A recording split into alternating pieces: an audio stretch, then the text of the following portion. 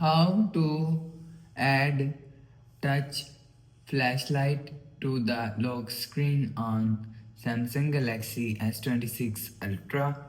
So let's start the video. First of all, go to app library. Now here, so click on settings app. Now in setting, scroll down and click on wallpaper and style. So after click on wallpaper and style, you will see first is lock screen. So click on lock screen. So after click on lock screen, you will, if you want to add touch, torch and flashlight, and just click on no app. So after click on no app, click on this plus icon and you will see flashlight is here. So if you want to add flashlight to lock screen, so click on flashlight. So after click on flashlight, you will see click on done.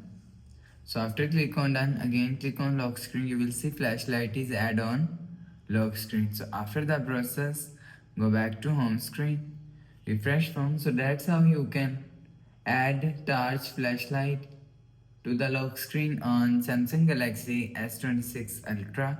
So if you like the video, please subscribe. Thanks for watching.